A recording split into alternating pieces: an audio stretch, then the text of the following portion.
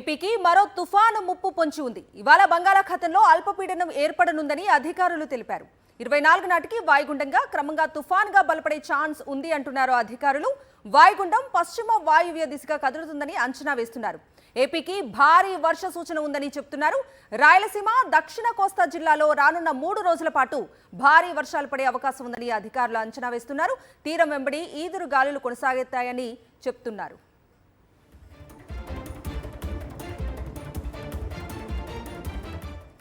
ఇక ఇదే అంశానికి సంబంధించి పూర్తి డీటెయిల్స్ అందించడానికి వైజాగ్ నుంచి మా ప్రతినిధి అనిల్ లైవ్ లో జాయిన్ అవుతున్నారు. అనిల్, చెప్పండి, ఏపీకి మరో తుఫాన్ ముప్పు పొంచి ఉన్నట్లుగా తెలుస్తోంది. వాతావరణ శాఖ అధికారులు ఏమంటున్నారు? పూర్తి డీటెయిల్స్ ఏంటి? ఇప్పటి వరకు ఉన్నటువంటి అంచనాలను చూస్తే ఏపీకి తుఫాను ముప్పు పొంచి ఉన్నట్టుగానే భావించాల్సి ఉంటుంది. మరికొద్ది గంటల్లోనే ఆగ్నేయ బంగాళాఖాతంలో అల్పపీడనం ఏర్పడబోతోంది. ఇది క్రమంగా 24వ తేదీ నాటికి వాయుగుండంగా బలపడి పశ్చిమ వాయువ్య దిశగా కదులుతూ తీవ్ర వాయుగుండంగా ఆ తర్వాత తుఫానుగా పరిణమించేటువంటి అవకాశం ఉందని వాతావరణ నిపుణులు అంచనా వేస్తున్నారు. తుఫాను ఏర్పడిన తర్వాత దానికి సెనియర్గా నామకరణం చేసేటువంటి అవకాశం కూడా ఉంటుంది. ఇప్పటికే ఆ పేరుని యుఏఈ సూచించడం జరిగింది.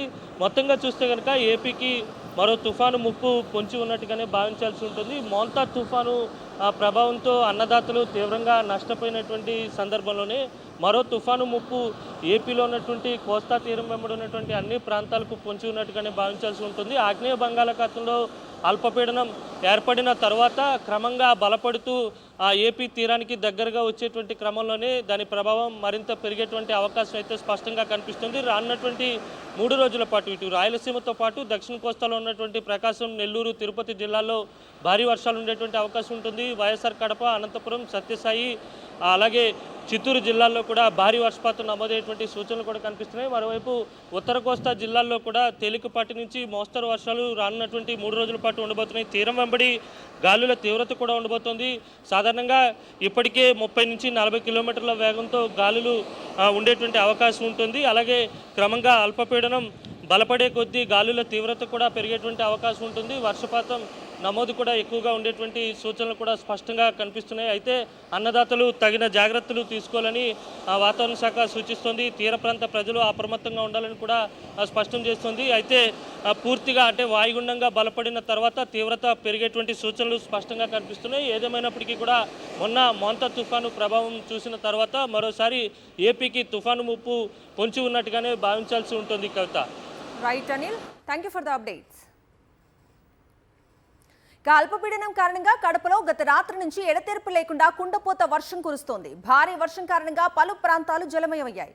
కోఆపరేటివ్ కాలనీలో భారీ చెట్టు నేలకూలింది. ట్రాన్స్ఫార్మర్ పై చెట్టు పడటంతో విద్యుత్ తీగలు తెగిపోయాయి. దీంతో విద్యుత్ సరఫరా నిలిపేశారు అధికారులు. అదే కడపలో పలు ప్రాంతాల్లో కరెంటు సరఫరా నిలిపేశారు అధికారులు.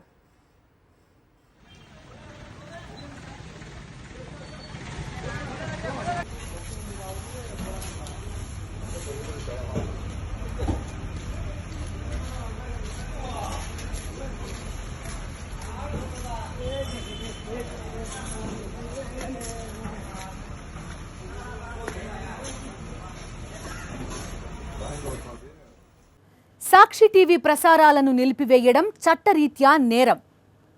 సాక్షి టీవీ ప్రసారాల కోసం మీ స్థానిక కేబుల్ ఆపరేటర్ని వెంటనే సంప్రదించండి.